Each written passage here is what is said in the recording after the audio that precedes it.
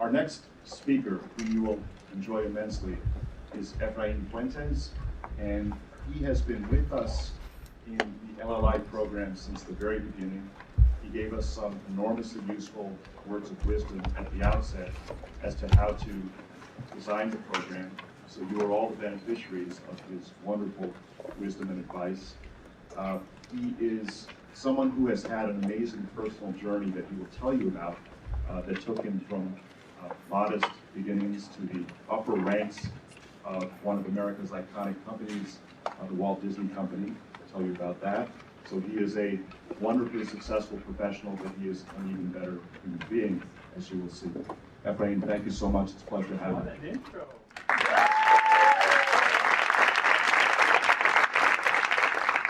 What a treat to be back. Year number 2, and you all look just as exciting and just as uplifting and just as sort of upbeat as the first group. And I'm wondering whether it's just going to continue to get better. Yes. Good. So, go Lions, go Terriers. A graduate would be you, but anyway, we'll get to that. Emotional intelligence and critical thinking. There were some readings. I don't know whether you had a chance to review those. This will basically complement those readings. I won't go into a lot of the readings because you can do that on your own. But this is a complement to those readings, and it's also, as Andy mentioned, a little bit of sort of personal. I think that in my years of teaching, there's always a very personal component in everything that we do. And personal for me translates on passion. And passion for me is part of that sort of success that we all need to balance in terms of, what we do, what is rewarding, what is satisfying.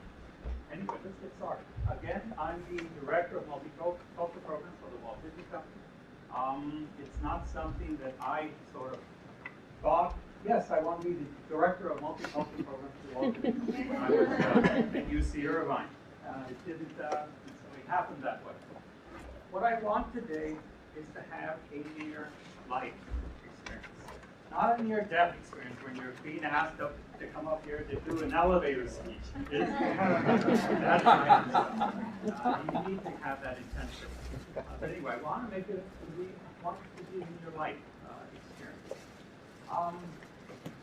And it's going to be a demonstration and application of emotional intelligence and critical thinking, a biographical sketch.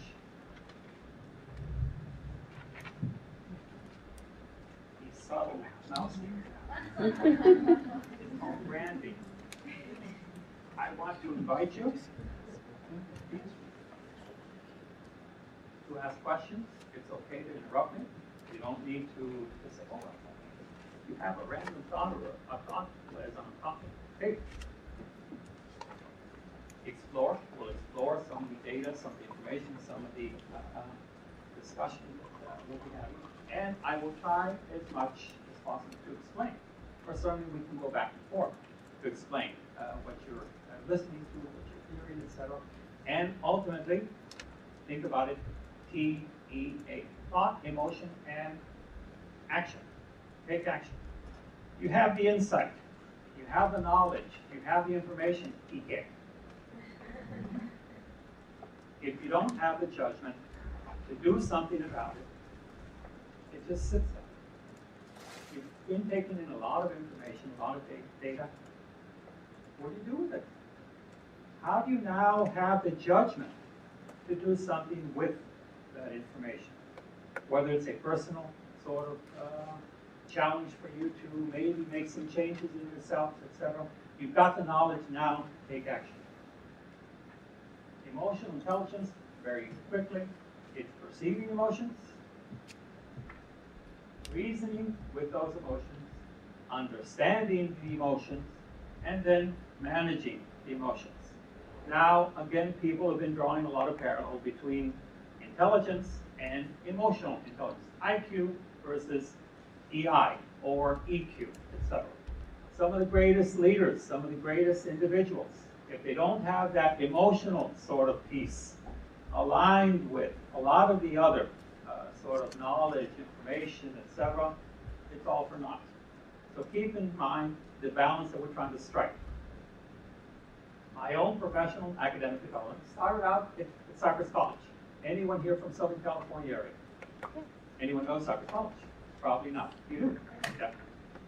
And again, I had a sort of an option to continue at the supermarket where I was working almost full time, or maybe consider Cypress College. And you know those challenges, those conversations. What are you going to go to school for?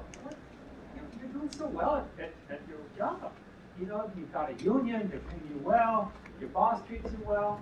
Well, anyway, those are the sort of struggles and challenges that I was first sort of faced with.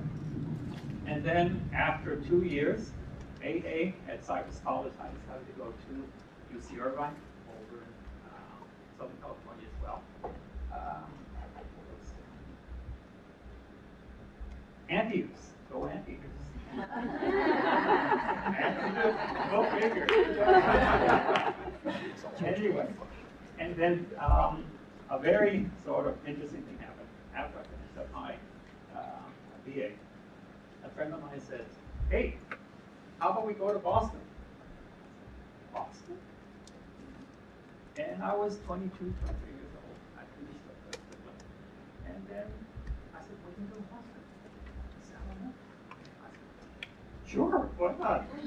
So I sold my car, got a one-week ticket to Boston, and it's just one of those things where you're just sort of thinking, well, maybe I should. Maybe, what am I doing? What am I doing in life? You know, what do I want? And I knew that I felt very gratified and very satisfied with what I was doing at Irvine. But then I said, hey, why not? So the trip, I made the trip, and, made the trip, and I had no idea what I was doing. Coming from Southern California, I'd never been in snow, never been in anything below 50 degrees. And people talk different. How are ya? A different culture, different people, and it was rewarding. It was, wow, this is exciting. And then my dad, Nico, ¿qué andas haciendo allá? So, you know, just, what are you doing?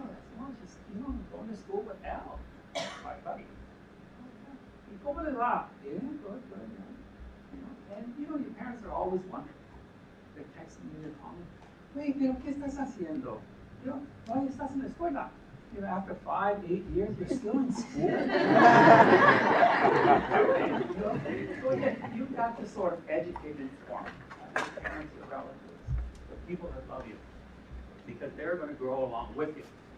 And then after I got my master's, I took off for 1 year, a gap year, as I sort of described it. And then I said, why not go for my doctorate? And I pursued it, and I got my doctorate from SEIU. The other school, as Zuckerberg would say, across the river. And in total, I was 21 years in Boston. I was just going to come out here for a little spell, but then one thing sort of leads to another. You follow your bliss, you follow your passion. And now, striking a balance. During that time that I was studying, and you know, just sort of gaining on knowledge, information, I was also always working. And that informed me. For you, if you're balancing your life with academia and knowledge, and it's always important to also work to inform you in a very different way. When I was in college, I continued to work in the market as a produce clerk and then as a factory worker. Then afterwards, from Irvine, I continued to work in the market, continued to sort of be in touch, as I consider it now, with day-to-day, get a pulse on what, you know, sometimes academia is very protective. And once you get in that sort of circle, you sort of lose yourself. And I think it's important to always strike a balance. Because, okay, we're gaining some knowledge, we're enriching ourselves, but then there's another life, there's another world. I think that we don't always strike that balance. Community organizer. I know when Barack Obama was running for president, people were, you know, were on him. Community organizer. How weird is that? But those skills, and I'm sure he's thinking about it now, have informed him and his political sort of agenda. because he's not lost touch with a lot of these sort of, you have Wall Street and you have Main Street. And I think it's important to keep that balance. And also, I began to work as a student counselor when I was at Urban. I heard you earlier with in your speeches talking about youth. And it's important to always sort of give back in that way to your community, to the future, if you will, because we've certainly been given a lot of opportunities.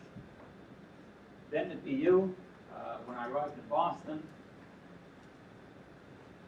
I was a junior high school teacher. One of the most challenging, one of the most difficult jobs I've ever had in my life. I was trying to teach junior high kids. Oh my God. I grew up in East LA, Compton, Watts, and I thought I knew everything. I was a homie, I could relate, etc. It didn't work. It does not work. When you try to sort of be at the same level with a lot of the kids that you may be teaching, it doesn't work. That's been my experience.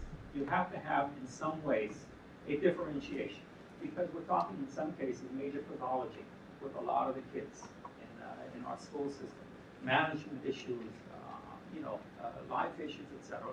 And sometimes you have to, you want to be friends, but it doesn't always work. So if you're thinking of maybe working with you, junior high especially, it's difficult, because they may see you as a peer, but then that has its trappings as well. So always sort of, again, getting back to the emotional intelligence, understand who you are, understand what you're doing, and why you are deciding to go in a particular route.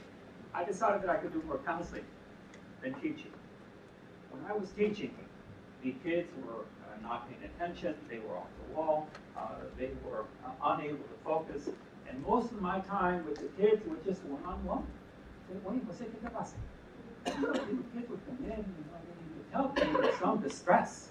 And I was realizing that I could connect with them in a sort of one-to-one better than as a teacher, because for a lot of reasons. I think that my own sort of inability to be forceful or domineering, sometimes it was my liability, because kids were accustomed to someone setting down the hammer. Management issues in a classroom was very difficult. It got to a point where I remember this one time. It was Altagracia Abreu. She said, Mister, usted tiene que gritar.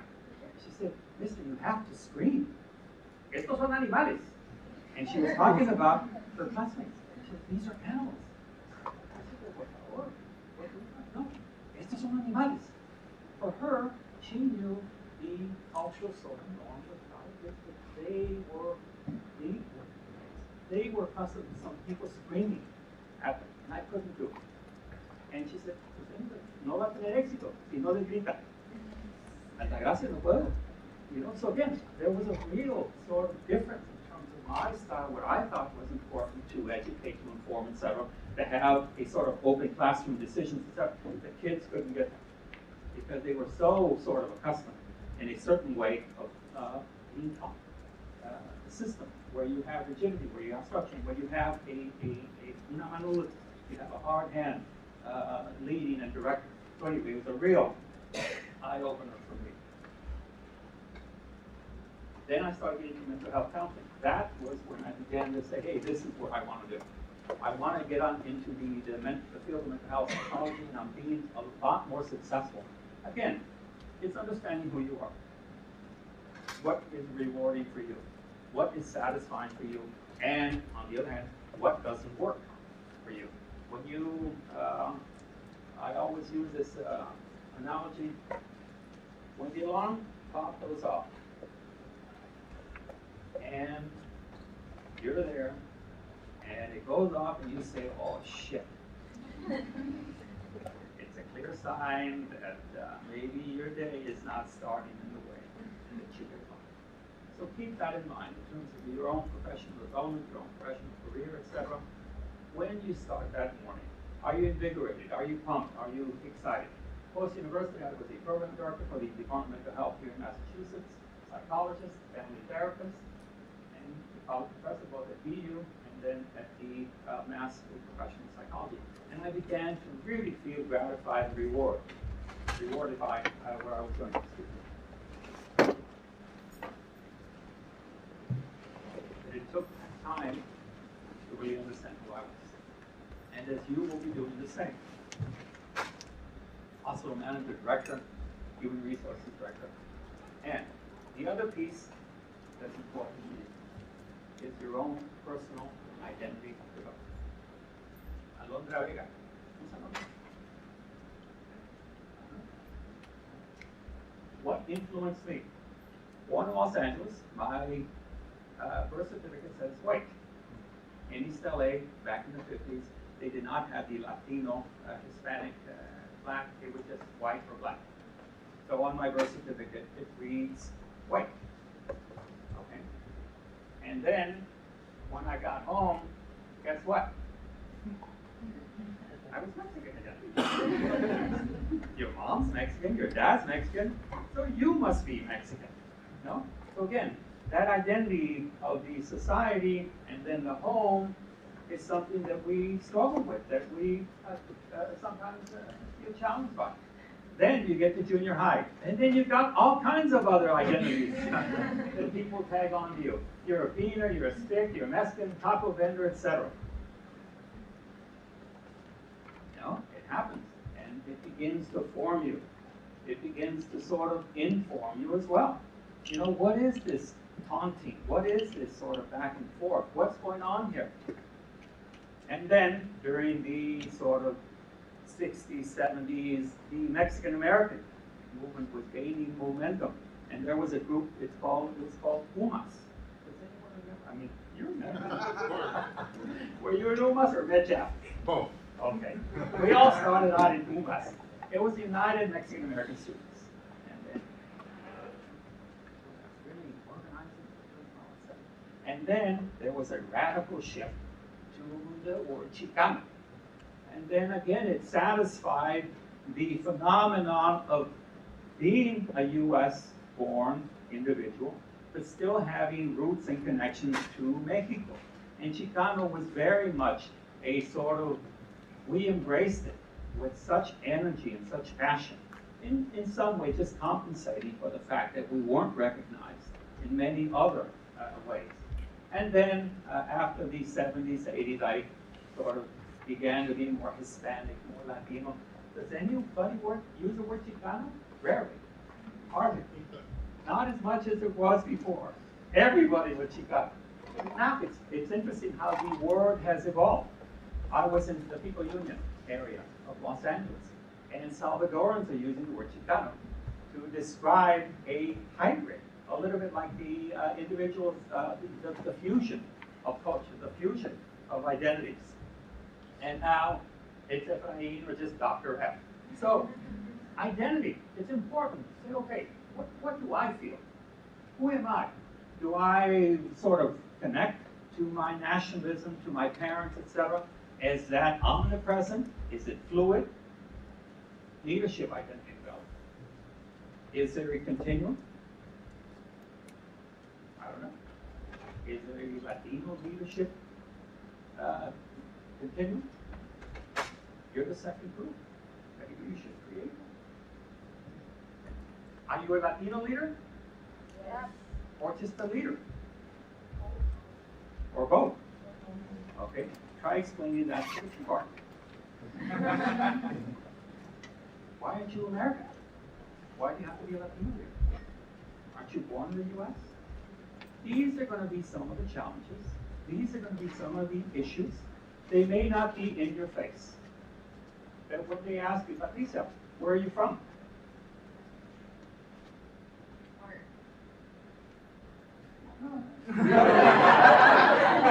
Exactly.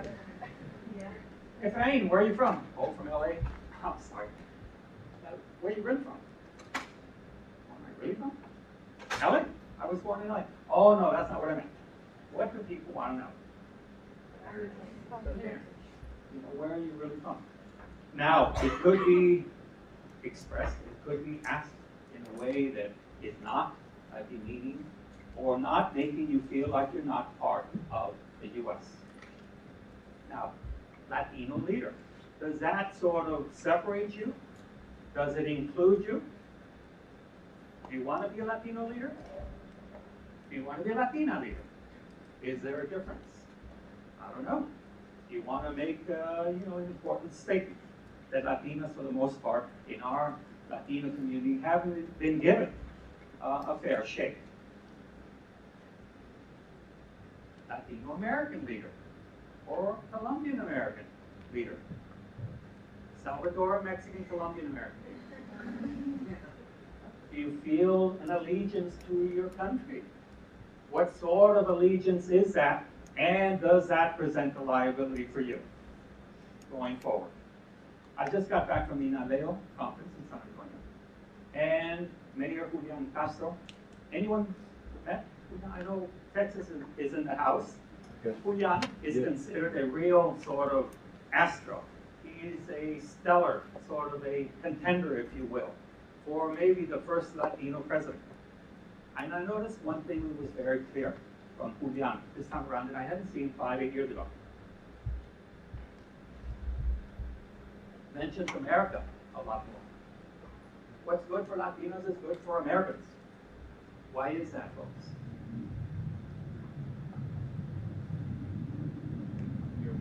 We're one and the same. And is there a political message there? What's it like? I think we're more inclusive. Because we always been marginalized. When we move forward, we try to include others so they don't feel the same way. To some degree, will open you up for criticism. When Barack Obama didn't have an American flag in his lapel, it became an issue. Now, is this an extremist issue? Maybe. Is it sort of going to be happening a lot? Possibly.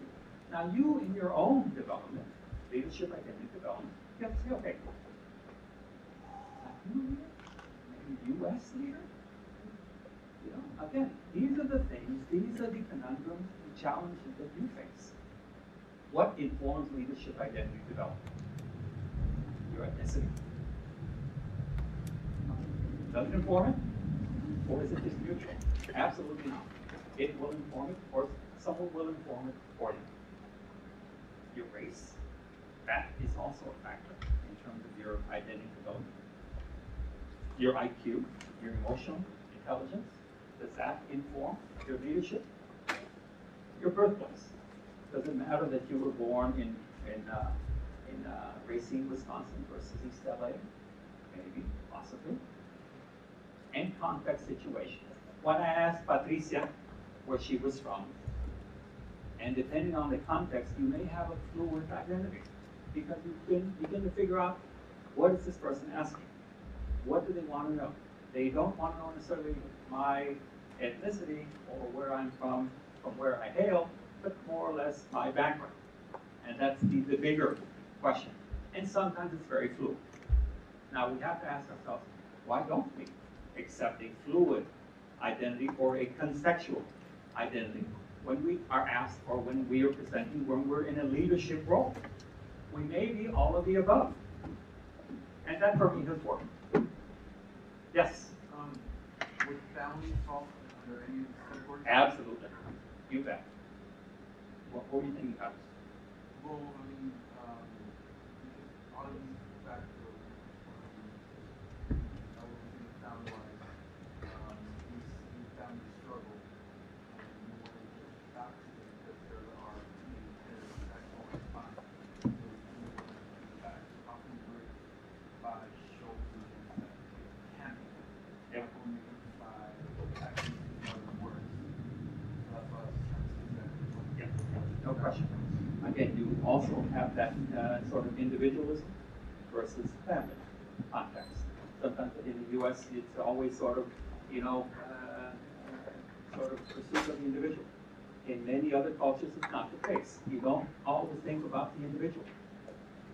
When Latinos go to the theater, they don't go by themselves for the most part. Again, these are stereotypes. They're toda la familia. I mean, that's why Disney loves to have the Hispanic market. Cars too. I mean, they were just driving the market because everybody goes. Even when you're doing a small errand, everybody jumps in the car. Everybody wants to go for a ride. Again, a stereotype. Of course it is. But there are factors in that. I was working for Children's Hospital Los Angeles for many years. One of the challenges was when a Latino child that had the extended family would take ill. Guess how many family members were at the hospital within minutes? 40 to 50. And the response of the hospital was what? Oh my God, what are we going to do with all these people? You know, call security. I said, oh, what do you mean call security? Think about the healing power. When you've got 30, 40 people, they're rooting for you. They're going to support you. They're thinking about you. You know, they're all praying for you. Now, the reaction was security for a lot of reasons. It was sort of a germs and, you know, hygiene and just the number of people. We didn't have the waiting rooms. And it goes to show that the institutions oftentimes are not designed for that extended family. We want to have 2 visitors per day. Yeah. And then the raza comes in with comida. Because you know the food in the hospital, and you want some comfort food. You know, people will come in with their own tacos. My son, our son, Alejandro, was born here in Cambridge, right on the street, Mount Auburn. And they were our first child, and then, you know, my mom wanted to come out, and my uncle, and everyone. So we had a group of people that came out around September 1992, before Whitey Bulger headed out to Southern California. And anyway, and my mom, she was very happy. So anyway, we got to take them out over, and you know, she said, "I'll have George take me there later." So I went to the hospital with Claudia, and then you know I stepped out, and she was in the waiting room, repartiendo tacos. She had a bag of tortillas that she had brought from California with chorizo. And she was in the waiting room. Oh, you want tortillas? And one of the women that was next, yeah, sure, I'll have a taco. I mean, that's the sort of family, the extended family, that you know wants to be there with food and healing, etc. And again, you know, does that inform you? In what way does that inform you? Maslow's hierarchy of needs and building emotional strength. You start off with food and shelter. Very basic. A lot of our communities are at that very basic level. You look at around you, people are just trying to get food on the table, bread on the table. It follows with safety. You look at some of our communities, safety is an issue. It was a little bit unsettling for me a few months back when I saw a report on the people of Watts that were organizing a safe community. I grew up in Watts, and it was disappointing for me after so many years that you continue to have some of these ongoing issues in some of our communities. They're not getting resolved. We're not making headway with basic issues. Love, belonging, esteem, and self-actualization. When you get to that sort of top of that pyramid, and you have to say, okay, where am I? Where do I fit in Maslow's hierarchy of needs? Am I building my emotional strength to sort of get to that self-actualization? Or do I sometimes go back and forth with that food and shelter? Do I get sort of thrown down to the bottom of the pyramid periodically? Critical thinking questions. Okay. This is a second example of some of the critical thinking questions that you may consider. What are we doing now? We're in the classroom. We're at the LLI. Okay. How did it come to be this way? How did Melissa Hernandez make it to the LLI? Chance? It just sort of happened. I had connections with Darío Collado. Whose interests are or are not being served by the way things are? In your time here, whose interests are being served? personal, community, Harvard, Efrain Fuentes. CP question continued. What information and knowledge do we have or need to get that bear on the issues, the questions that you've asked? Is this the way we want things to be? Your engagement, your participation, do you want it to continue? Is this the way you want it? What are we going to do about the way things are? Critical thinking. It's deliberate, intentional, not random, and it asks questions about certain beliefs and certain the assumptions. And the other thing is, for the longest time, we've been talking about teenage development, latency, childhood, the milestones, etc. We hadn't been working until recently on adult stages of development. Now, you don't stop at adulthood, but you continue to develop, you continue to grow. And it's important for you in that sort of critical thinking, emotional intelligence piece, where am I? What are these sort of behaviors that I exhibit in public, in personal relationships, that put me at one level or the other? Adult life. You have the tryout 20s. Most of you are in those tryout 20s. You're exploring. You're sort of maybe taking a few risks that you hadn't done when you were younger. It follows by the turbulent 30s. That's when things just begin to just sort of get a little bit more edgy, a little bit more turbulent. Flourishing 40s, now you're hitting your stride. Now you're really ramping up. That's sort of that moment in your life when you're just sort of blossoming, you're growing, etc. You're bringing it all together. The flaming 50s, but not flaming in terms of just sort of getting on fire and just burning out. And then, of course, the serene 60s. When you begin to just be a little bit calmer, a little bit slower, a little bit more thoughtful about what you do.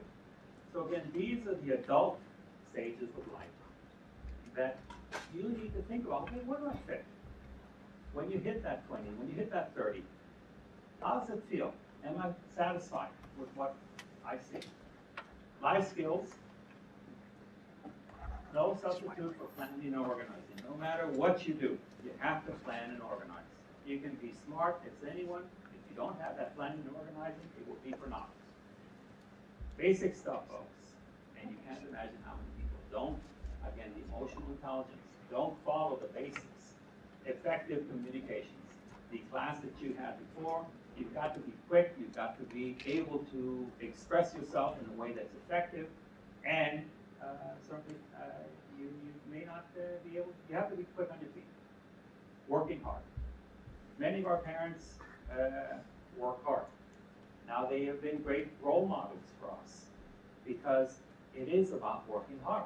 It is about getting up every morning, and maybe our parents don't have the formal education, but guess what? They work hard.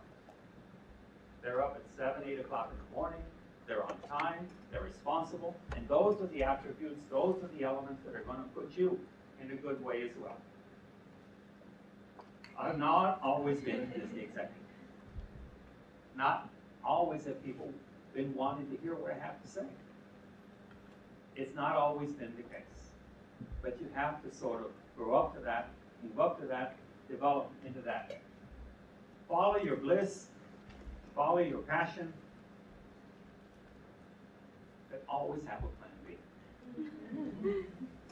It's nice to do things that are enjoyable and rewarding, etc., but they are not going to put bread on the table. I work in the entertainment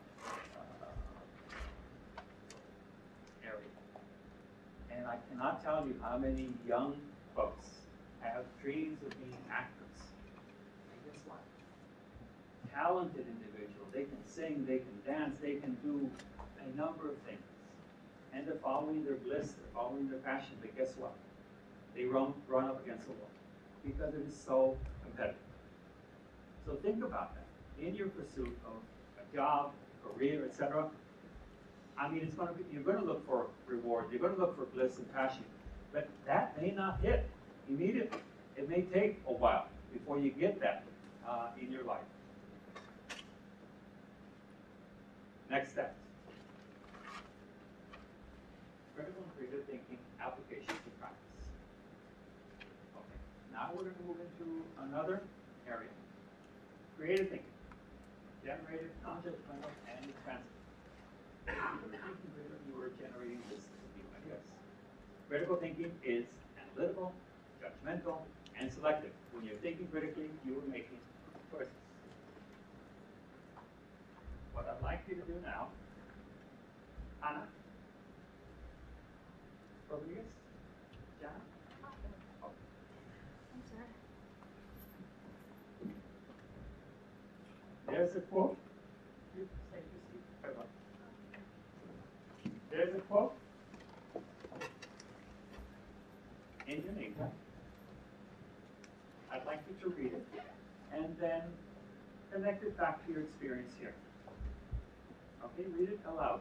Anna. Okay. I'm sorry, Anna or Jen? Jenna. Okay.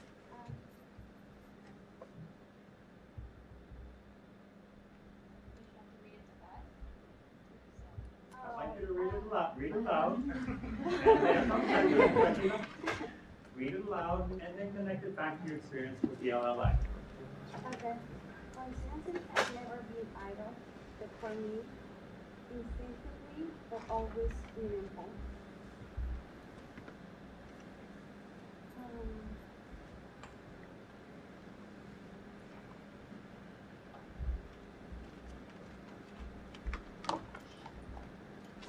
Well,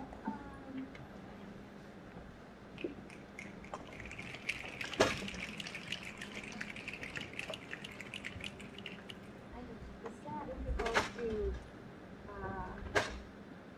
because I'm thinking about all the things that are meaningful in my life, so it's kind of difficult to pick and choose one, and what have I done to get there.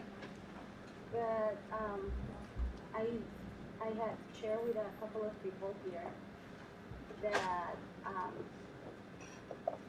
we always dream about having the school of our dreams wherever we want. And my dream was to get into UC Berkeley. And the first time that I tried it, I didn't get in, right? But there was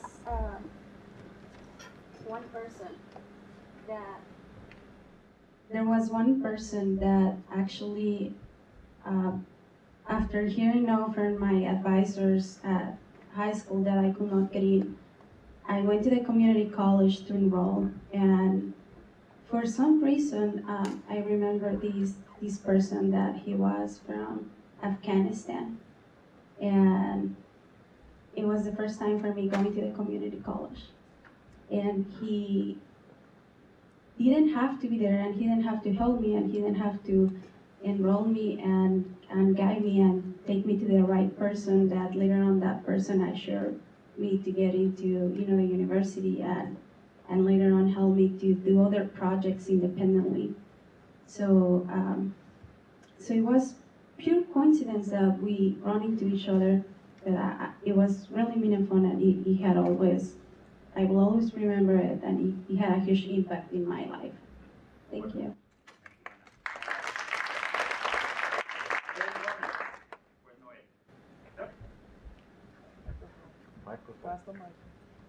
Micrófono. Por favor.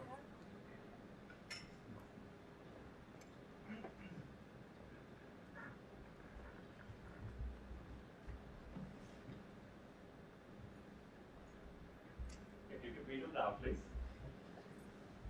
Hello. Every step is a controlled fall. Every step is a controlled fall. Okay, Noé. Relate it back to the LLI.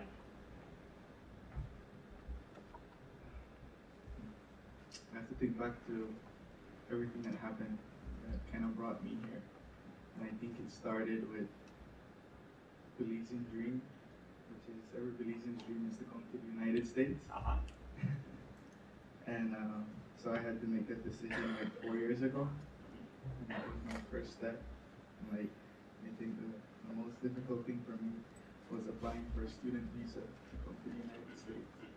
Because the day when I went in for my interview, I went in with 31 other people, and like everybody, I was the last one, and everybody else was going in before me. And the interviewer was very critical, and he asked like so many difficult questions.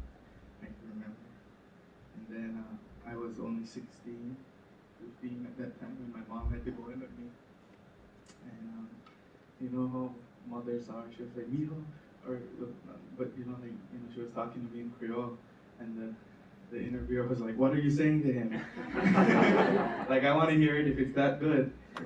And I was like, "No, she's just giving me advice." And he was looking through the papers. He was like, "I need to see your land paper, your passport, criminal record, everything." He was going through. And then he just took a long pause, and he didn't even look at me or my mom, and he was just on the computer, da, da, da, da, da, da, da, da. And then he was like, "Noel, so tomorrow at 3 o'clock your visa." And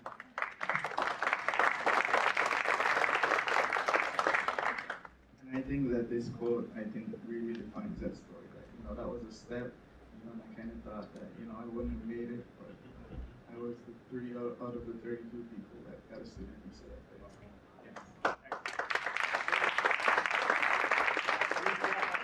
¿Dónde estás, Patricia? Aquí estás. Got a mic. Okay.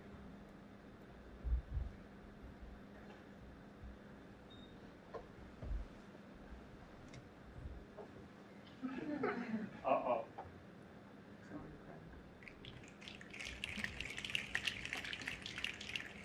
Tranquila, tranquila.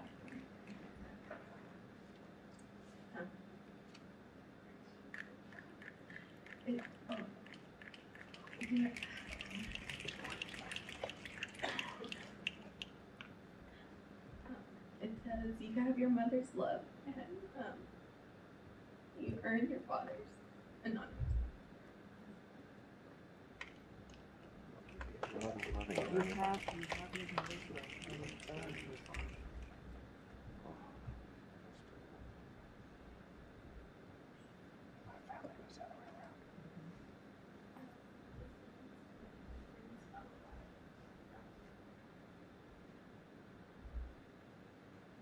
I guess I've always struggled with that. Always struggled with my mother's love, and with my father,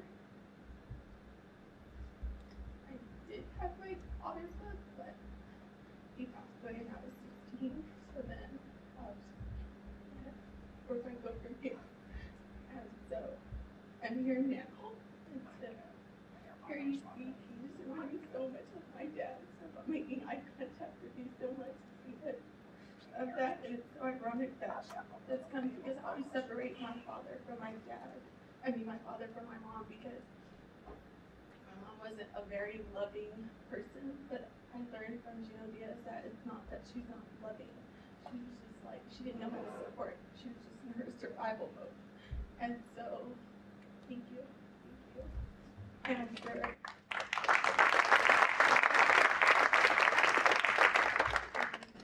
for my father,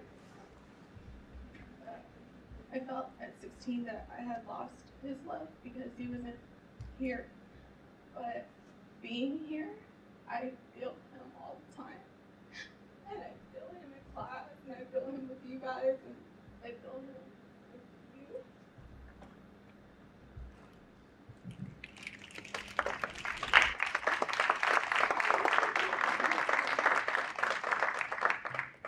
Thank you, Lisa. You've got courage. You have got some courage. All right, Stephanie, ¿dónde estás? Hard to do something after that, pero de nuevo, Patricia. Gracias.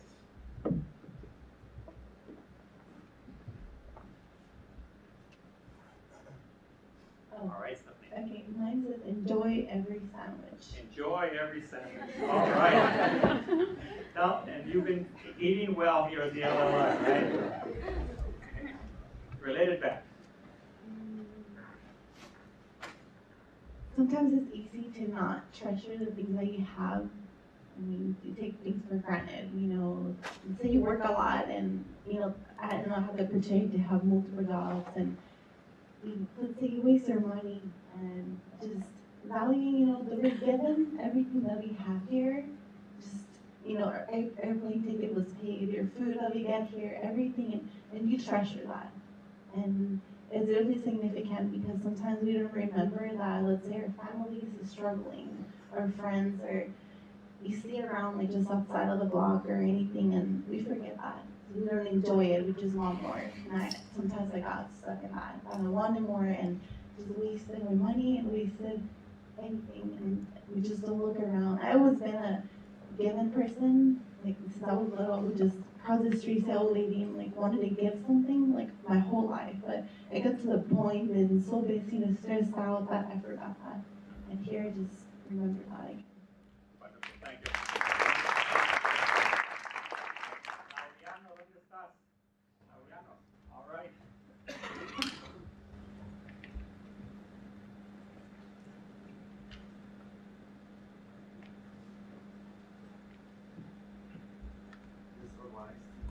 our lives teach us who we are. Turn it on. Not working. Can you hear me? Okay. Yeah, all right. Our lives teach us who we are. And I associate this program because I feel like every day that we go through a different speaker, like at least in my own experience, I learned that I'm not the only one that thinks about those problems or has them in mind. Like with Juno, like a lot of issues like you mentioned are things that like I keep in mind a lot. And like I use Merced or with my friends and back home, like sometimes when I mention some of those things, they look at me like, "What are you talking about? Let's go do something else." And like yeah, and then like that makes me want to like keep it just in me and like. My thoughts, like sometimes here they ask me like, "What's wrong with you?" or like, "Are you okay?" I'm just thinking about like thoughts in my mind, and then just like seeing them makes me think, oh, like I'm actually like okay, like there's nothing like wrong with my mind or anything like that. So yeah, that's yeah. All right, Ariana. Emily, yes.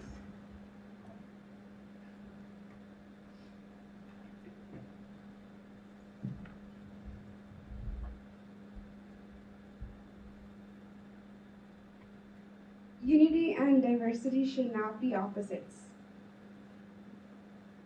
Unity and diversity should not be opposites, all right? LLI, bring it together.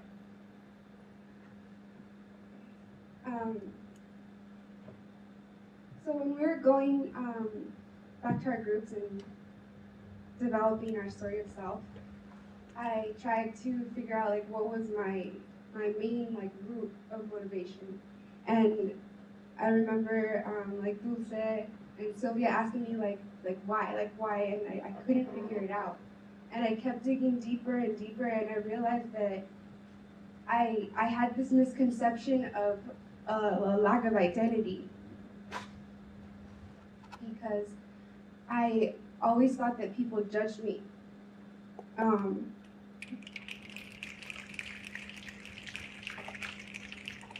I always thought they were judging me because of the way I looked, and even the way I spoke Spanish. And I had this nickname ever since I was born, and it stuck. And my grandfather called me Güero. Not Güero, but not Güera, but Güero. I don't understand to this day, but that's what they call me. and I realized that after listening to what David Carrasco said about having your Aztec moments, I realized I had so many before in my life without even knowing it. Like climbing the pyramids in Teotihuacan and like taking classes in anthropology and really learning about things that I I didn't really think about that I really identified with, and I really did have a sense of identity. So that's how it relates to this program. Thank you. Carla, where are you, Carla? Yep, all right. That's my first name. Oh, my apologies, Maria.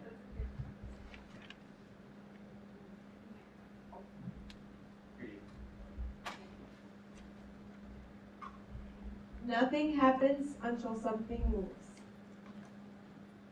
Well, I think that's perfect. It fits perfect to the program.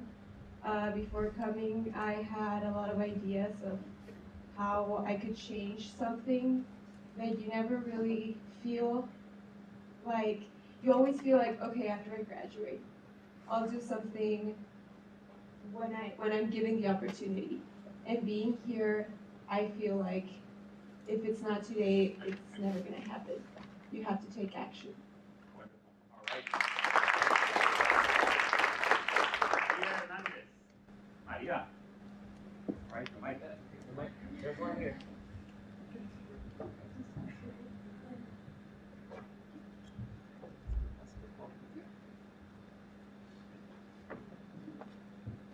Maria, what you got? Hope is a vital stimulant far stronger than luck. Very good. Hope is a stimulant. Is a vital stimulant far stronger than luck. All right.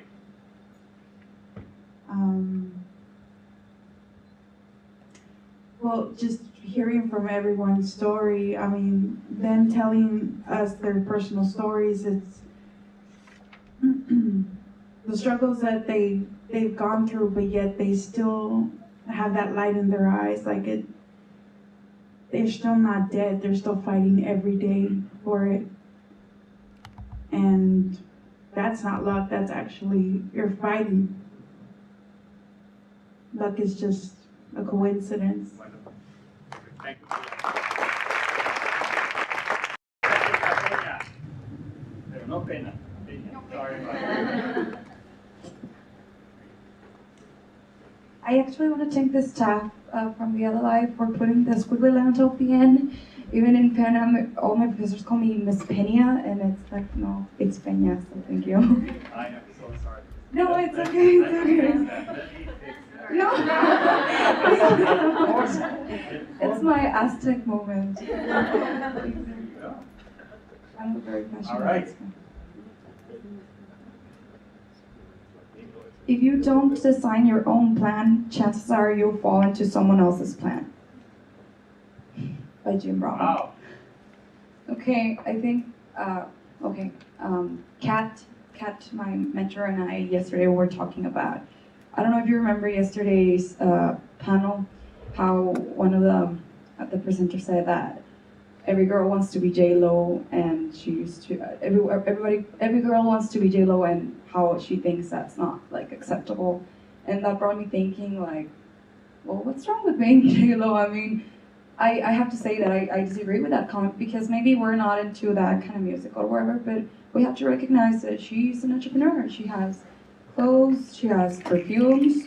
We listen to her music, and maybe we don't like it, but she's an entrepreneur. She's in movies. She's successful. So that got me thinking, why do I have to fit in everybody else's plan? Like I was thinking, yeah, like all my friends are pursuing careers and I don't know, serious careers that we call, and well, Efrain, I told everybody like 1,000 times, but I'm a theater and dance major, so what you said right now kind of like brought me in the table. And like, I don't know, I feel like dancing is not my only talent. Like, I'm also very good like with people, like talking to people.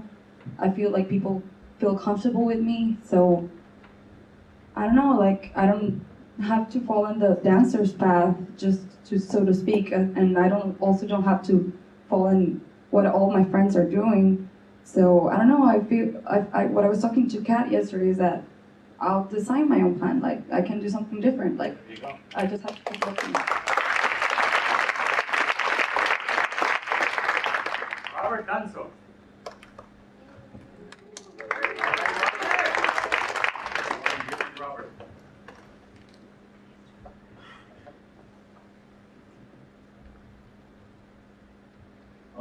says, if you find a path with no obstacles, it probably doesn't lead anywhere.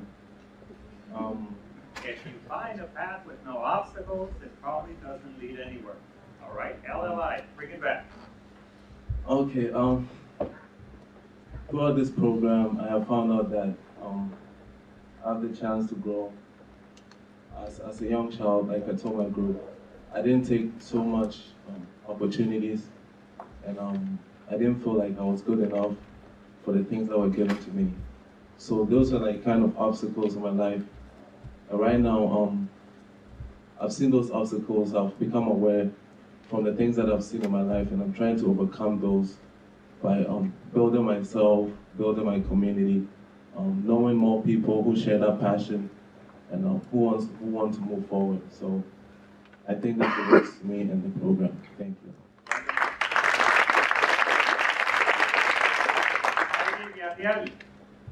Where are you?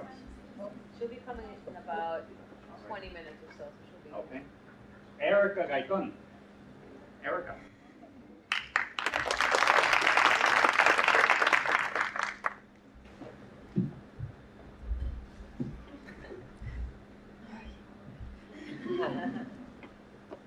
It is the mark of educated men to be able to entertain a thought without accepting it. Aristotle. Entertain a thought without accepting it. All right. Erica, bring it back to the LLI.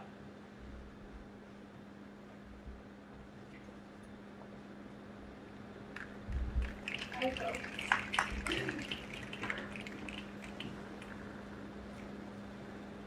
I think that brings to having the initiative and the courage to do something new.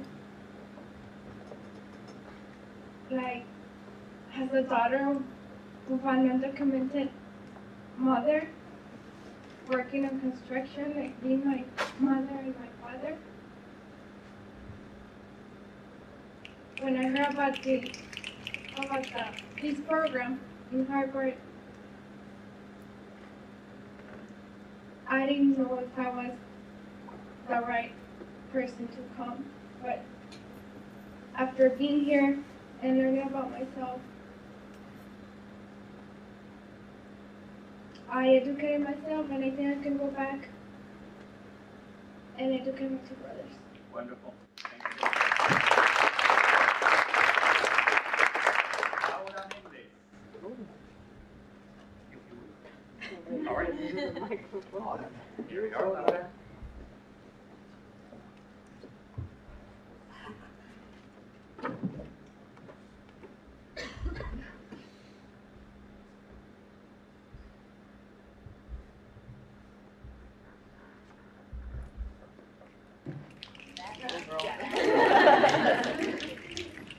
It says, I hear and I forget, I see and I remember, I do and I understand.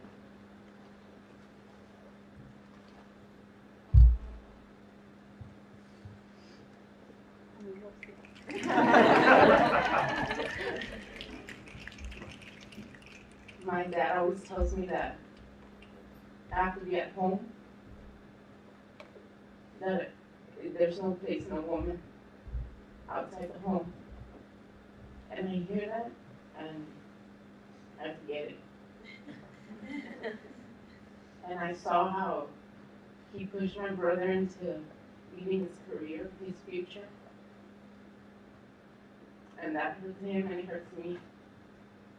But I'm doing this, and yesterday when I heard Diaz explain how his family didn't support him either, and then after talking to Dr. Ramirez, I think I forgave my thought.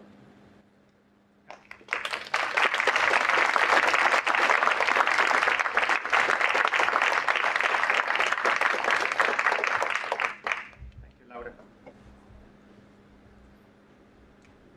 All right. Miriam Abrego, Southwest Wind.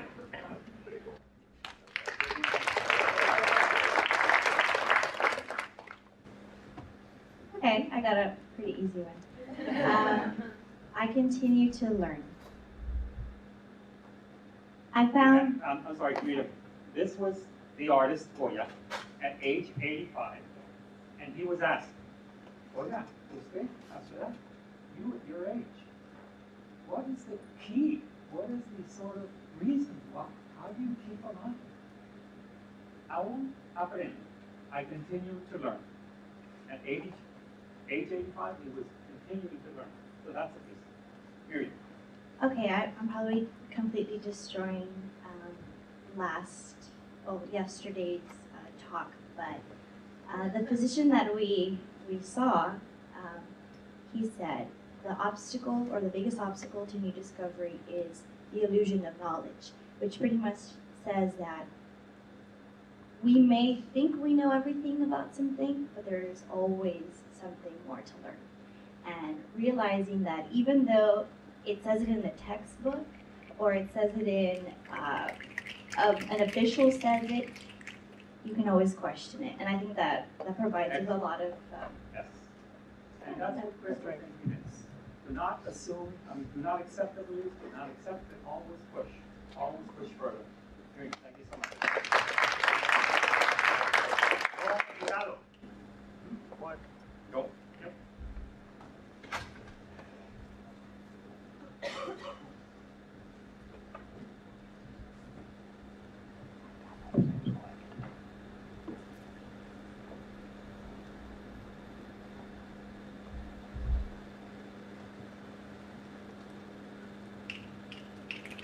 Okay, it says, I had 6 other servicemen, they taught me all I knew.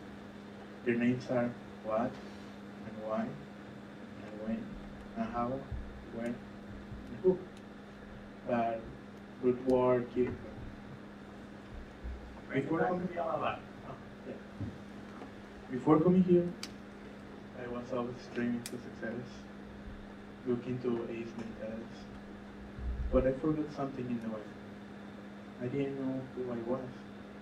When I came to the United States, all my papers say Joel. And they keep telling me, oh, hi Joel, hi Joel. I was like, I'm not Joel, I'm Alexis. Alexis was the name I was born with. They call me everywhere.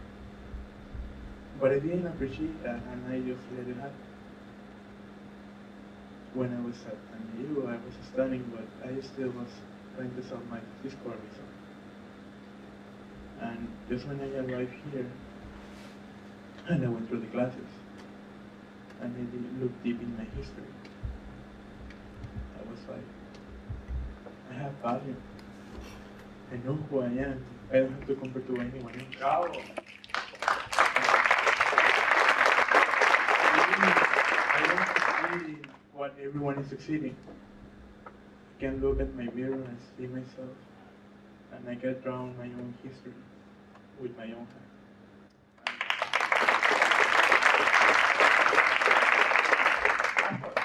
Dimas. Nope. There we are.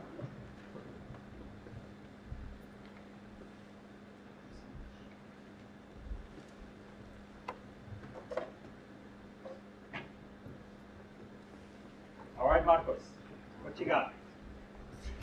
A mediocre idea that generates enthusiasm will go further than a great idea that inspires no one. Read it back again, Marcos, por favor. A mediocre idea that generates enthusiasm will go further than a great idea that inspires no one. All right. LLI.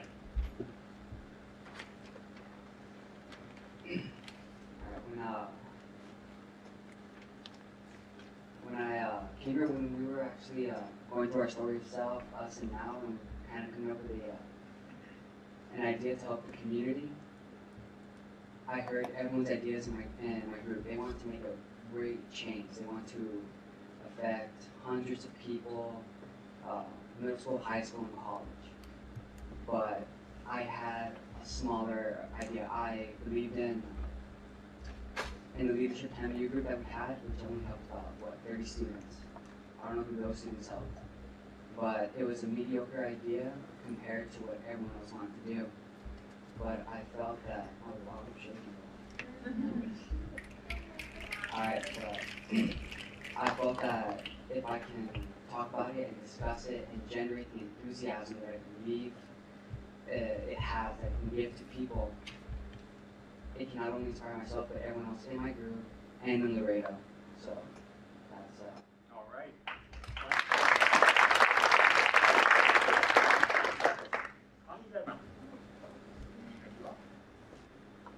And the mic, please.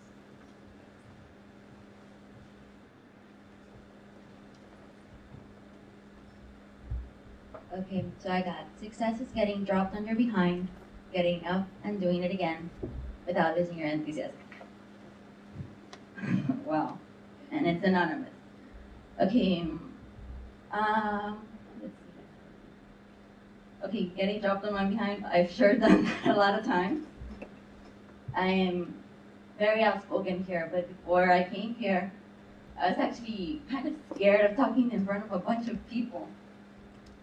But then I kept on practicing and practicing and practicing. And then I started doing it back there.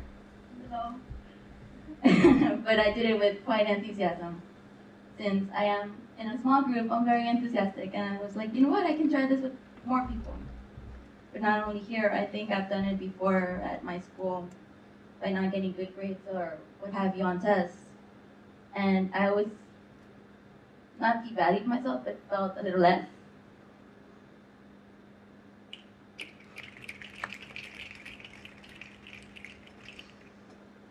But sure enough, I'm good enough to be here. There you go.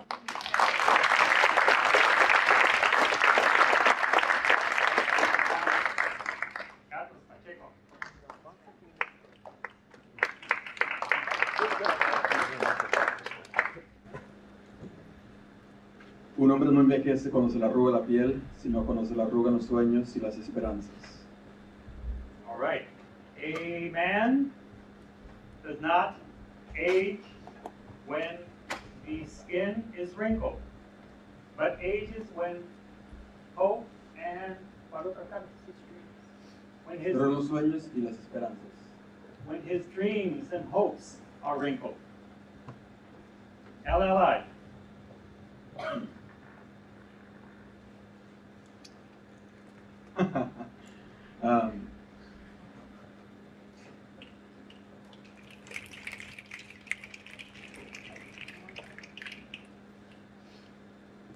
What comes to mind is that we all have that inner kid, kind of, in fact I do.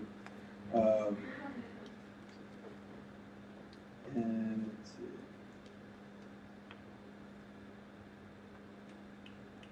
It's not sure if I exactly. Get that creative piece on there. No envejece cuando se le arruga la piel, sino cuando se le arrugan los sueños y las esperanzas.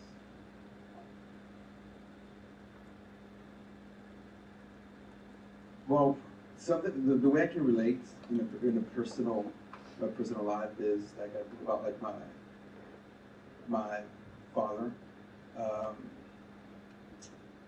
Based on the situation that he's at, the economic disadvantage is that even though as the years go by, and there's still a struggle, he still has the hope, he still has the dreams, and it doesn't die. Even though when society or certain factors are oppressing or telling him that it may not get better, the dreams, the hopes are never gonna die. He's always gonna have that strength, that youthful strength that shall never die. And I see that and I can relate, and that gives me even more motivation. And I'm assuming that each one of you does have those dreams, they have that, those hopes.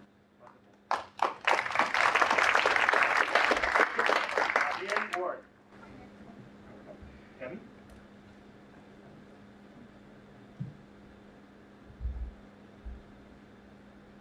I take a simple view of living. It is to keep your eyes open and to get on with it.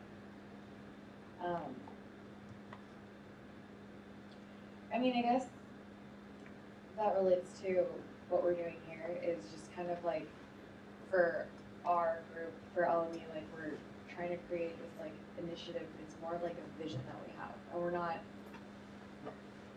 like, it seems like a really daunting task, and I just think that because of like our passion and because of like what we see, it started with like a simple idea, and in order for it to actually work, it has to become something, and we just have to start. So it's gonna build on each other, and like just like pushing through like all the things that seem to be like working against us, or like the overwhelming like aspect of starting to do it is like, this is talking about. All right. Wonderful. Good. Thank you. Londra Vega.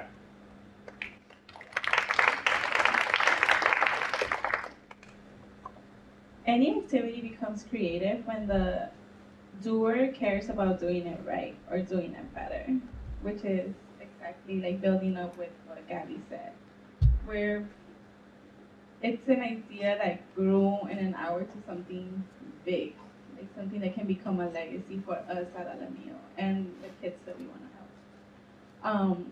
So everybody's input and everybody's creativity is being taken into account on how to proceed the project, or that's what we're working on at least.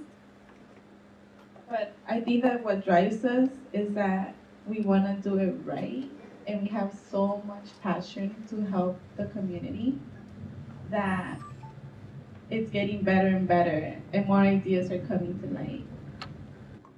We are reading books and then relating them back to the LLI. All our dreams can come true if we have the courage to pursue them. Walt Disney. Do I bring in an example of my life, or just here at the How does it LLI? relate back to the LLI? That quote, from your experience here, how does it relate back? Okay, well, I think we're all here because we have a dream of making a difference, like changing people's lives. And sometimes we feel like, oh, that's not possible. Only the people who have maybe a lot of money or political power can do things like that. But I've started to realize that it's not so much your financial status or social status that influences your ability to make a difference. It's just doing it. It's just finding the courage to say, you know what, I'm going to do it. If it's not this huge, world-changing outcome, I'm still making a difference, and I'm still, pursuing my dream.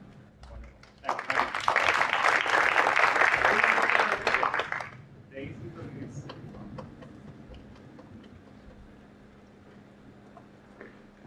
There is no more expensive thing than a free gift. There's no more Expensive thing than a free gift. than a free gift.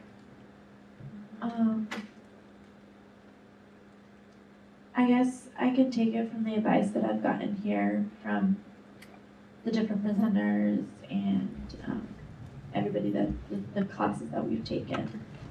I mean, this is basically literally been free, but they've chosen to give us their advice. And for me personally, I needed to know how to do things, and I think I'm relating it more to like Marshall's class. I mean, he didn't have to teach us his entire class in 2.5 days, and I guess I needed those techniques, and for me, it's one of the best things that he could give me. And I mean, it didn't cost anything, not just monetarily, but time-wise and everything else.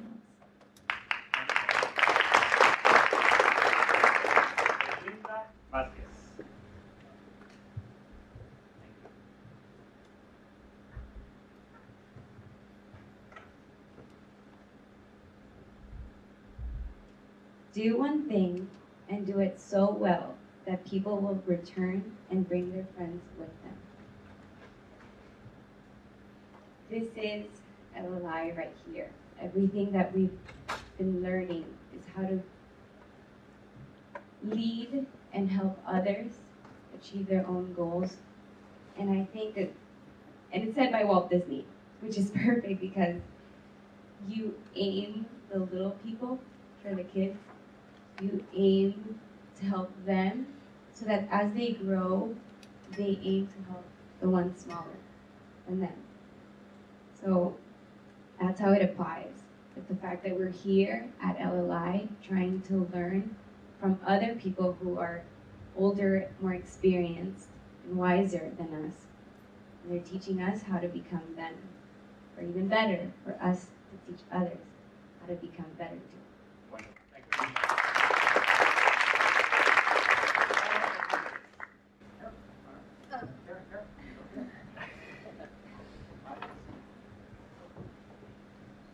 All right, parents.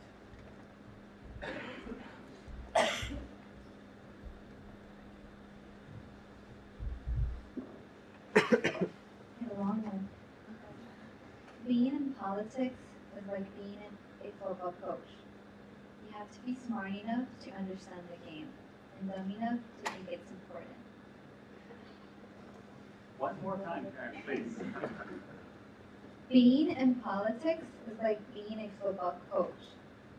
You have to be smart enough to understand the game and dumb enough to think it's important. All right, LLI.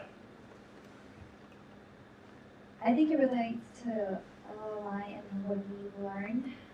You know, we understand, we're smart enough to understand the game of education and what it could, where it could take us and lead us. But we have to be dumb enough to think it's important when we go back home and they might not understand. And so not that they won't understand, but to understand, to be humble and that to know it's important. Wonderful. Thank you, Karen.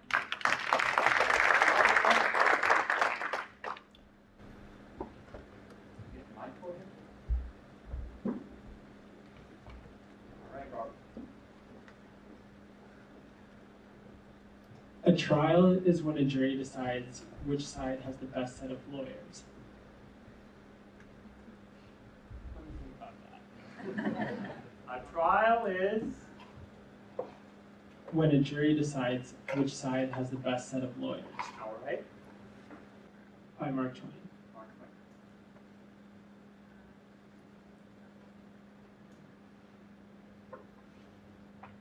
Twain. I guess I would relate that to just walking down the side of a street and you see someone with a Harvard degree and someone with a degree from, say, LMU. And you make assumptions. And like this, which side has the best set of lawyers? It's not necessarily who's right and who's wrong, but a title or some accreditation behind that that's going to decide the outcome. So for those of us who don't go to Harvard, all of us students here, it's, at least I can feel somewhat inferior before because if I was in a court, I wouldn't have the best lawyers. I don't have the Harvard as my undergraduate degree. But what I've learned from LLI is that doesn't matter at all. Just everything that's been unlocked through this. I've got great lawyers with LMU and the LLI.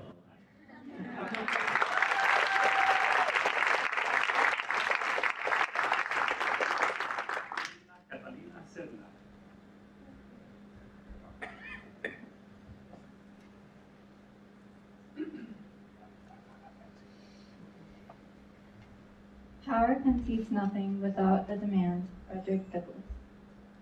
Power concedes nothing. Without a demand. And that was? Frederick Douglass.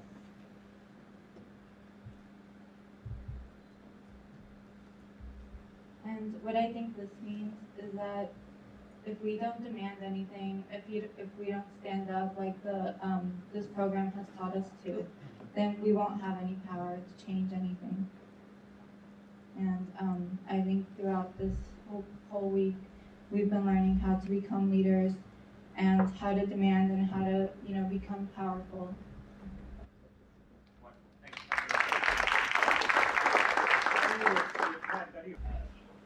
Extraordinary claims require extraordinary evidence. Carl Sagan.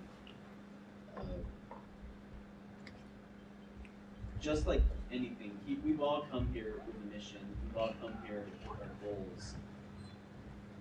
And we've made them for a reason, because we've experienced how difficult things can be. Our experience is our evidence. If we have felt hardships, then we want to correct them. We are the evidence, and our goals are the claims. And the LLI has shown us how to put forward this evidence so that we may make claims and so that we can make things happen. All right.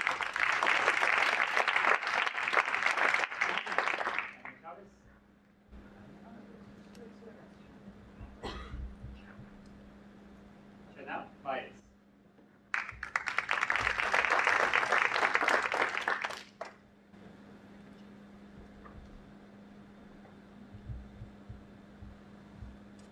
Oh boy, this is Spanish, and my Spanish is not that great. So bear with me. La esperanza es un estimulante vital muy superior a la suerte. Federico Nietzsche. All right. Thank you. Hope? Hope is a stimulant more vital than luck, which we heard earlier. Without hope, I mean, luck is luck of the draw. Not everybody has luck. Hope is a blessing that we all have. We've all been through a lot of stuff in here at the LLI. We all shared our stories, if not up front, but with each other. We've been through a lot, and we have that hope, which is a blessing from God. And with that hope, we'll be able to go forward. Not everyone has luck, but everyone has the blessing of hope. All right.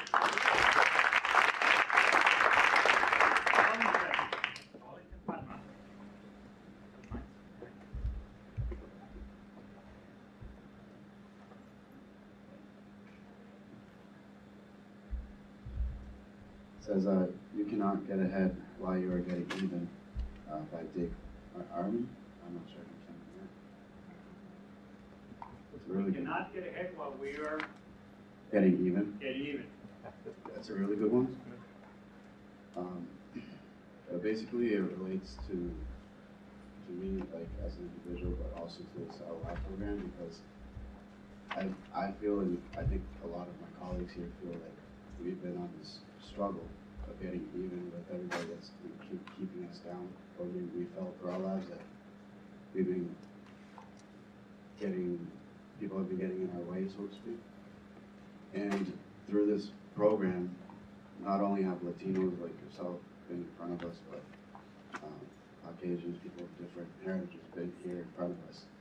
And they've shown us that they're on our side too, and that we as Latinos can combine all of our gifts that the LLI is giving us to bring more equality to other Latinos, but also to underprivileged youth. Wonderful. You let it go and you move on. Angel Corte.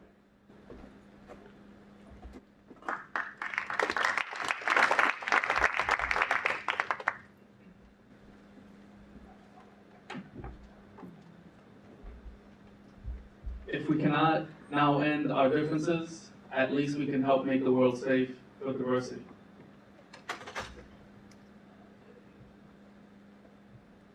So I just think of the LLI as a people from diverse Latino backgrounds. I still got to bring it back to that quote that I'm going to paraphrase it, that no matter how we may see ourselves, and we oftentimes, you know, I'm Mexican, I'm Puerto Rican, I'm, you know, from Panama, whatever, we're all human beings, and we're trying to better this world, better our world, our immediate world, and we have the skills through the LLI to at least make changes on a small level, but if we all do it, it can spread and create massive changes. So diversity is key, and it's well shown here and represented. Wait, back up. Here in front. You pass the mic down, please.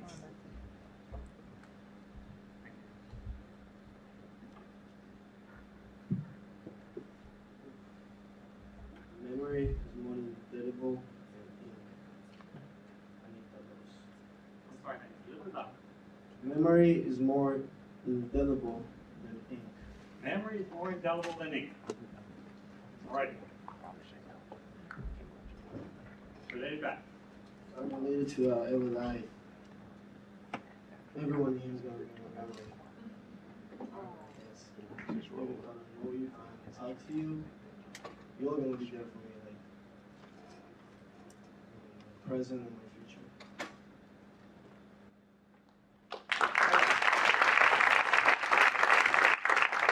Jessica Giraldo.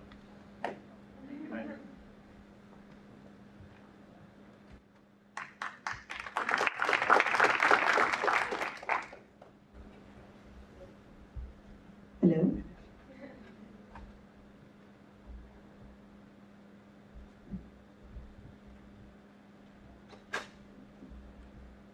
The real death of America will come when everyone is alike.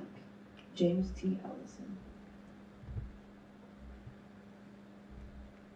I can relate to this personally and to the LLI for sure. Growing up, I've always wanted to fit in. Always wanted to be like American, more, And this LLI has taught me that I can embrace that diversity and not try to fit in as much and find my own way. All right. Cristina Guerra. Thank you.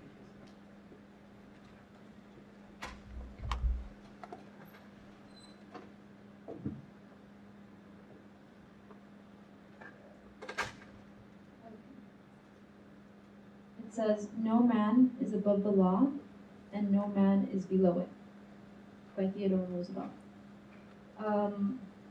So, how this relates, I think, to the LLI, it makes me, the first thing I think about is Marshall Gans, and his work with the farm worker movement and that sort of thing. And sometimes immigrants come here and they think that the people that are already from here, that they are above the law. And they feel that they don't have any power, they don't have any say in anything, but in truth, we all have a power. That's like what Marshall Gans said, the beauty of America, that we do have the opportunities and we do have the option of really taking advantage of our democracy and giving a voice to everybody. So it's something that was reinforced here in the LLI. Luis Sanchez.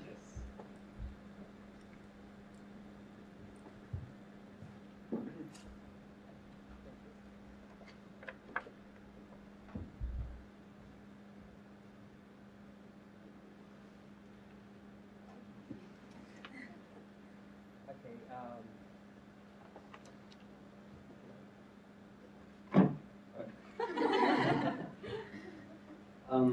people ask you for criticism, but they only want praise. By William Nathan.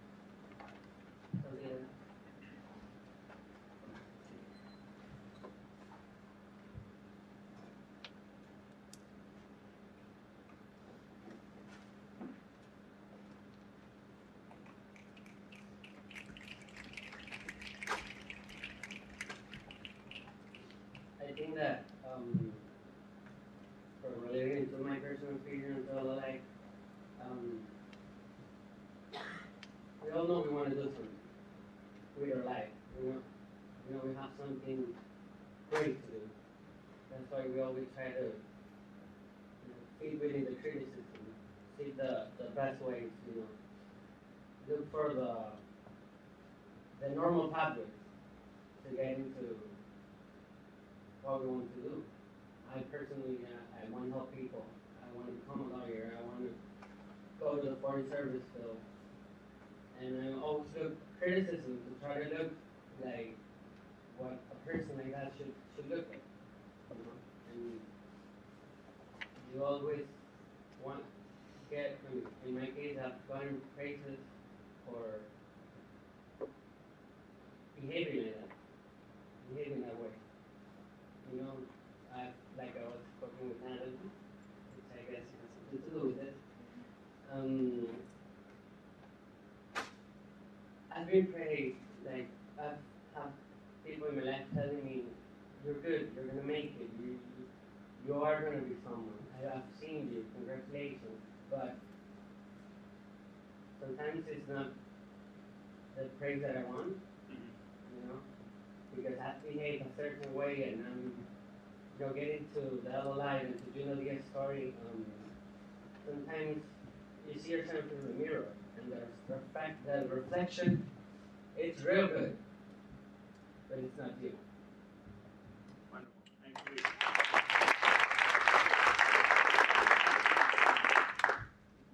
Vanessa?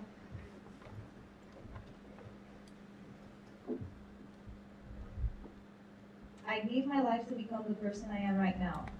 Was it worth it? All right.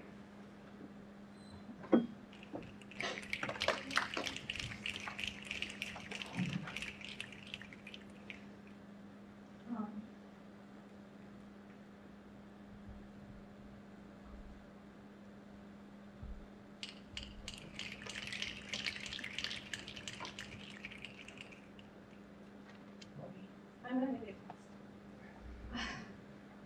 I've always, what I learned with LLI is that I was always a hero to my sisters, and I felt like I didn't have anyone to save me. And by coming here, I realized that everyone is much more alike, and I can count on other people. It's not, you don't have to be reserved and try to be a hero for just one person. You can be a hero for everyone, and you can also ask for a hero. So I learned that.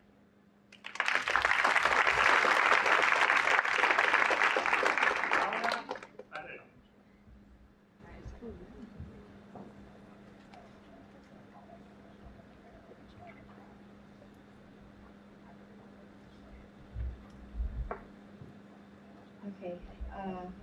Never trust the advice of a man in difficulties. This makes me think of us in the LLI program because so many of us have faced these challenges and we've struggled a lot to establish relationships and open up because it requires us to be vulnerable. And so in a sense, we've overcome our difficulties. And so now we can trust each other to support each other starting from now in all of our future endeavors. And that's how this relates to the LLI.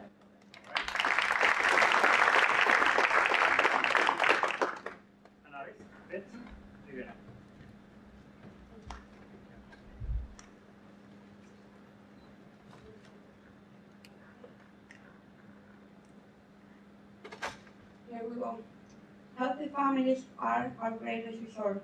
Current Dolores. I grew up in Cuba. I came 2 years ago, and I was born in 1989 in the greatest crisis that Cuba has ever had, despite the fact that we've been in crisis for 50 years. And I grew up with my parents were studying at the university. We were very poor.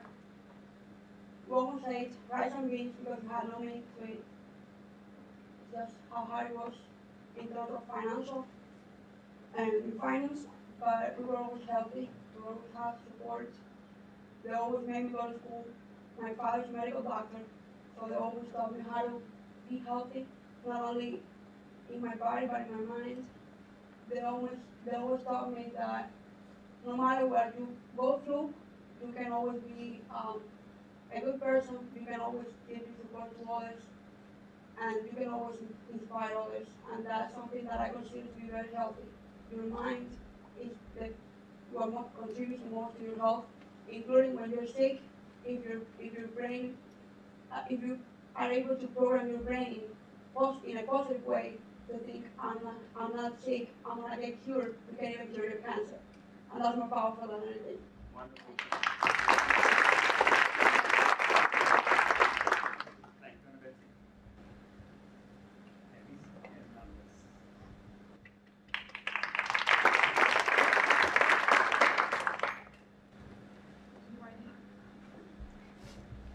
You are the only person on earth who can use your ability. I think that means that right here in LLI, we're discovering what we're what our strengths are and what our weaknesses are, and we're all very unique in that way. We may be similar, but we're all very unique. We all have our own passions. We all have our own skill sets, and you're unique in the sense that the person sitting next to you is going to want to make change in one way, and you're going to want to make change in another. And it's important to have all types of change.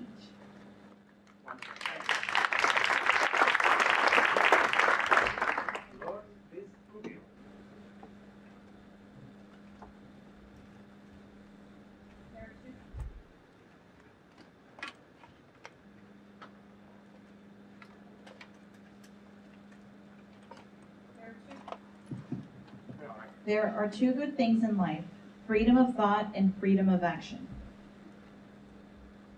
Freedom of thought, freedom of action. By William Morgan. Well,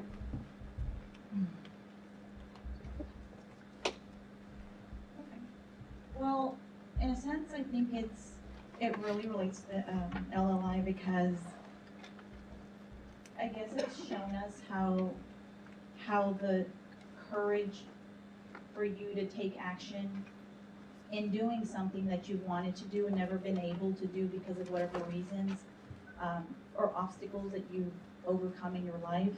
But to set yourself free, like with, for example, with Marshall Gans, I think the story itself really helps you dig deep inside you, inside your soul, and just gather yourself together in order to lead other people. I mean, I just think that's so important. You cannot be a leader unless you find yourself. If you don't find yourself, you cannot be an effective leader.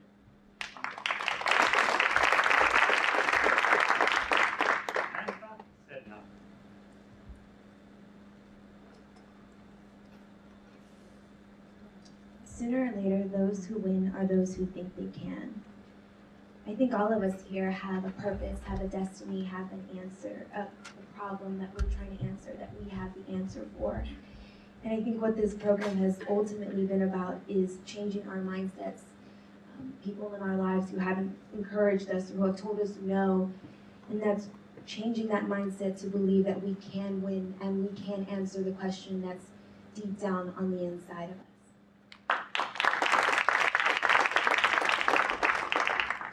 Christopher, you're going to clean up.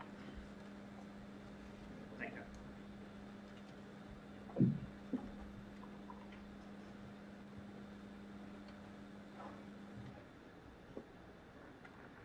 The greatest pleasure in life is to do good by stealth and be found out by accident.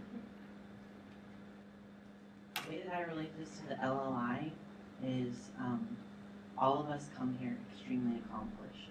And I've heard various and sundry people in this entire group say that when they read the roster, they were scared to come because they felt like everyone else was better than them, or more accomplished than them, or smarter than them.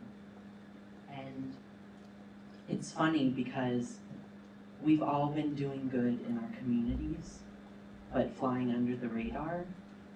And it's kind of like Dario said on the first day, that we were here for a reason, we had been chosen for a reason, and this was our chance to shine. He said, welcome to the major leagues. And you guys, I hate to say it, but we've all been found out. So.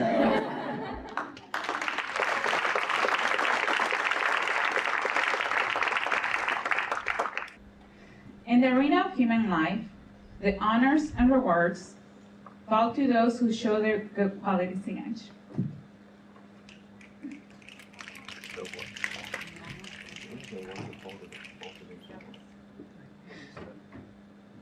I think that just being here is the greatest reward I ever had. I worked so hard. I have 2 degrees and they're worthless. The opportunity that I was given to be here and have the tools to make a difference, I feel it's my greatest reward I've had so far. I've always dreamed with going to Harvard.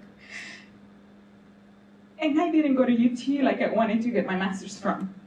but I now think that one day I will get my PhD from here, and this opportunity has just made me believe that I will accomplish everything I want because I deserve to.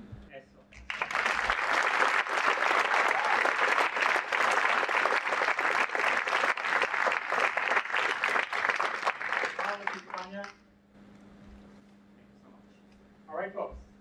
Thank you, Efrain.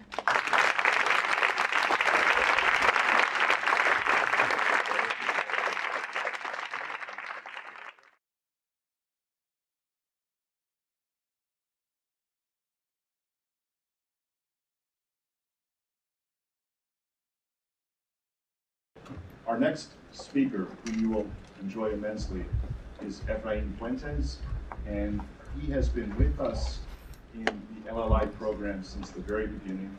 He gave us some enormously useful words of wisdom at the outset as to how to design the program, so you are all the beneficiaries of his wonderful wisdom and advice.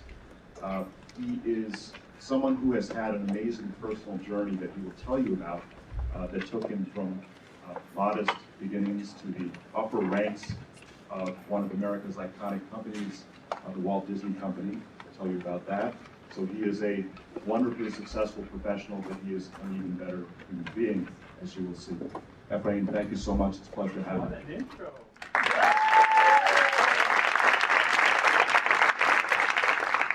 What a treat to be back. Year number 2, and you all look just as exciting and just as uplifting and just as sort of upbeat as the first group. And I'm wondering whether it's just going to continue to get better. Yes. Good. So, go Lion, go Terriers. Graduate will be you, but anyway, we'll get to that. Emotional intelligence and critical thinking.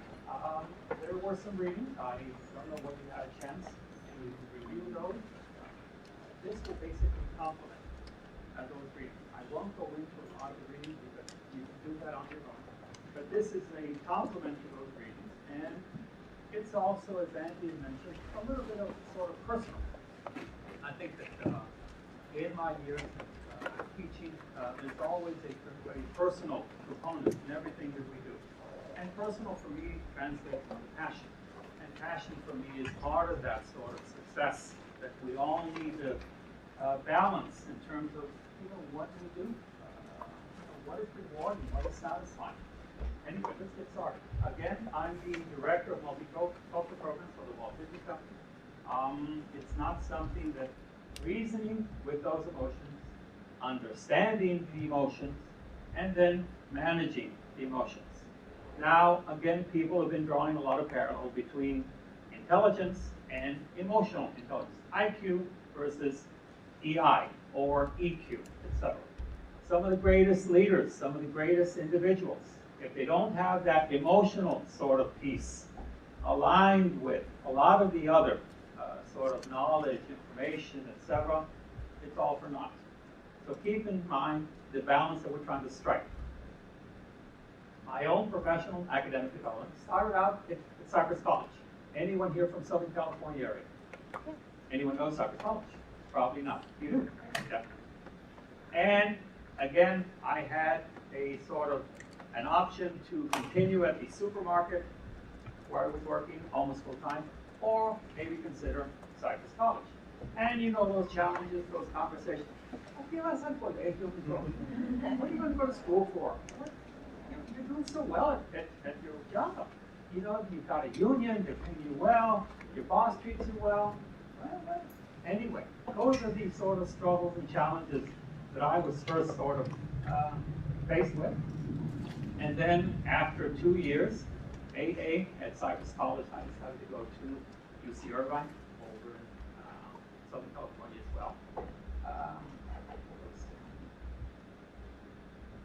Anti-use. Go anti-use. Go figure. Anyway, and then a very sort of interesting thing happened after I finished up my BA. A friend of mine said, "Hey, how about we go to Boston?" Boston? And I was 22, 23 years old. I finished up and then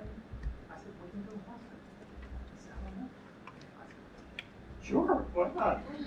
So I sold my car, got a one-week ticket to Boston, and it's just one of those things where you're just sort of thinking, well, maybe I should. Maybe, what am I doing? What am I doing in life? You know, what do I want? I knew that I felt very gratified and very satisfied with what I was doing at Irvine. But then I said, hey, why not? So the trip, I made the trip, and, oh, sorry, made the trip, and I had no idea what I was doing. Coming from Southern California, I'd never been in snow, never been in anything below 50 degrees. And people talk different. How are ya? A different culture, different people, and it was rewarding. It was, wow, this is exciting. And then my dad, Nico, ¿qué andas haciendo allá? So, you know, just, what are you doing? Oh, just, you know, going to school with Al, my buddy. ¿Y cómo les va? Yeah, good, yeah. You know, and you know, your parents are always wondering. They're texting me, they're calling. Wait, pero ¿qué estás haciendo? You know, why estás en la escuela? You know, after 5, 8 years, you're still in school. So again, you've got to sort of educate and inform your parents, your relatives, the people that love you, because they're going to grow along with you.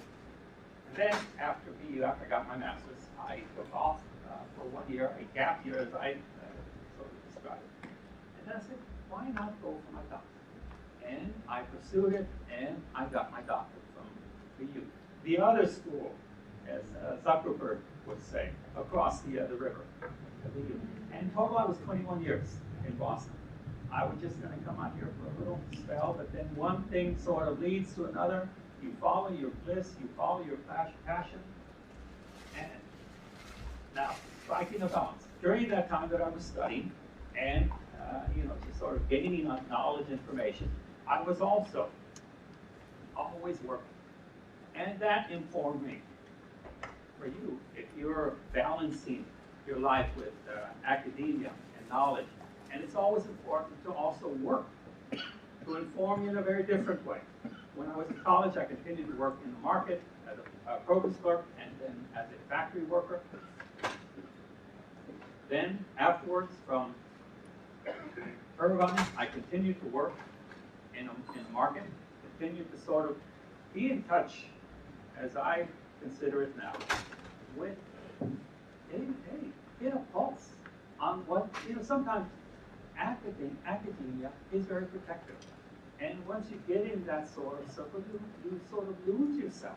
And I think it's important to always strike a balance. Because, okay, we're gaining some knowledge, we're enriching ourselves, but then there's another life, there's another world. I think that we don't always strike that balance. Community organizer. I know when Barack Obama was running for president, people were, you know, were on him. Community organizer. How weird is that? But those skills, and I'm sure he's thinking about it now, have informed him and his political sort of agenda, because he's not lost touch with a lot of these sort of, you know, you have Wall Street and you have Main Street, and I think it's important to keep that balance. And also, I began to work as a student counselor when I was at Irvine. I heard you earlier with in your speeches talking about youth, and it's important to always sort of give back in that way to your community, to the future, if you will, because we've certainly been given a lot of opportunities. Then at BU, when I arrived in Boston, I was a junior high school teacher.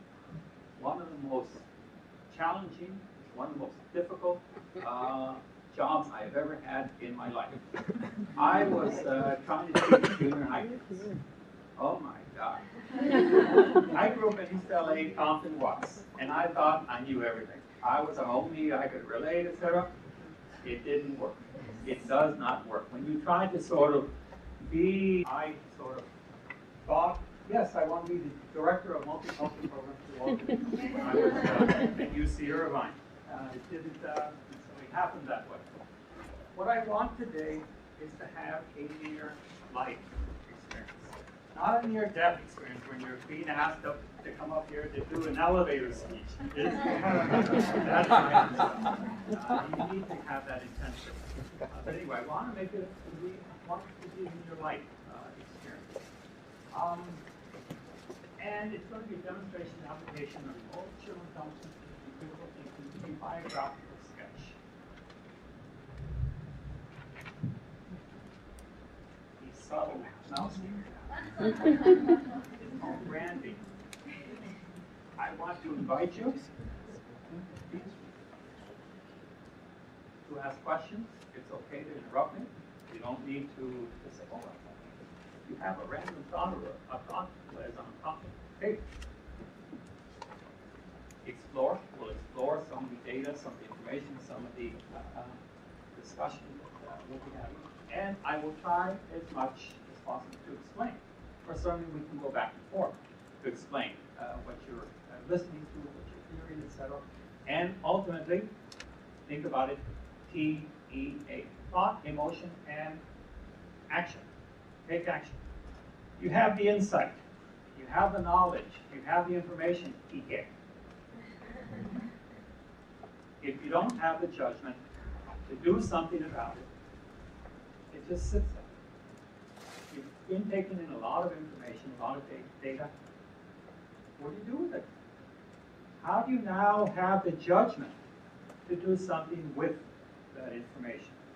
Whether it's a personal sort of challenge for you to maybe make some changes in yourself, etc. You've got the knowledge now, take action. Emotional intelligence, very quickly, it's perceiving emotions,